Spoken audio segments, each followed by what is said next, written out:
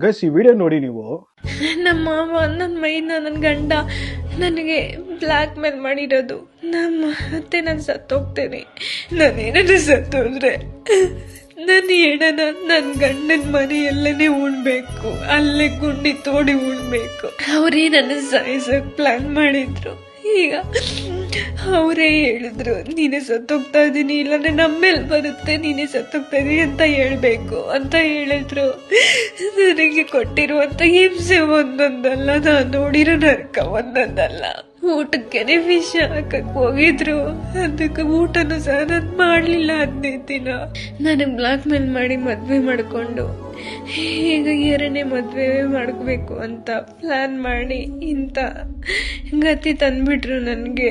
ನನ್ನ ಮೈನ ನನ್ನ ಪಕ್ಕ ಮಲ್ಕೋ ಅಲ್ಲ, ಅವನ ಪಕ್ಕ ಮಲ್ಕೋ ಅಂತಾರೆ.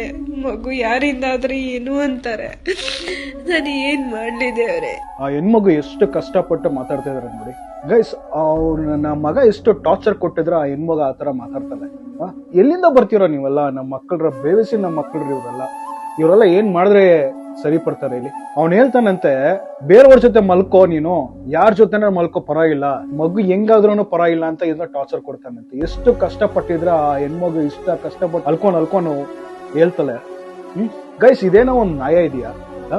ಯಾಕೆ ಈ ತರ ಸಾಯಿಸ್ತಾರೆ ಹೆಣ್ಮಕ್ಳು ಅಂದ್ರೇನೆ ಈ ತರನ? ಹೆಣ್ಮಕ್ಳಿಗೆ ಎಲ್ಲ ಹೇಳ್ತೀನಿ ಒಂದ್ ಮಾತು, ಈಗ ಸೈಲೆಂಟ್ ಆಗಿ ಇಡ್ಬೇಡ್ರಿ, ಚಚ್ಚಿ ಸಾಯಿಸ್ರಿ ನಮ್ಮ ಮಕ್ಕಳ್ರ, ರಿವರ್ಸ್ ಆಗ್ರಿ ನೀವು ಹಿಂಗಿದ್ರೇನೆ ಇಂತ ನಮ್ಮ ಮಕ್ಕಳ್ರೆಲ್ಲ ಬಂದ್ಬಿಟ್ಟು ಬಾಲ ಈ ತರ ಆಡ್ಲಾಡ್ಸ ಇರೋದು. ಇವ್ ನನ್ನ ಮಗ ಟಾರ್ಚರ್ ಮಾಡ್ಬಿಟ್ಟು ಅವನು ಹೇಳ್ತಾನಂತೆ ನೀನ್ ಸೂಸೈಡ್ ಮಾಡ್ಕೋ, ನೀನೇ ಹೇಳ್ಬೇಕು ನಾನ್ ಸೂಸೈಡ್ ಮಾಡ್ಕೊಂತೀನಂತ. ಎಷ್ಟು ಟಾರ್ಚರ್ ಕೊಟ್ರೆ ಆ ಹುಡುಗಿ ಇವತ್ತು ಈ ತರ ಹೇಳ್ತಾರೆ.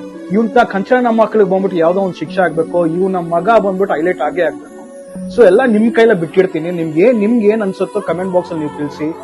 ಯಾವ ಹೆಣ್ಮಗಳು ಈ ತರ ಆಗೇ ಆಗ್ಬಾರ್ದು. ದಯವಿಟ್ಟು ಶೇರ್ ಮಾಡಿ. Thank you so much.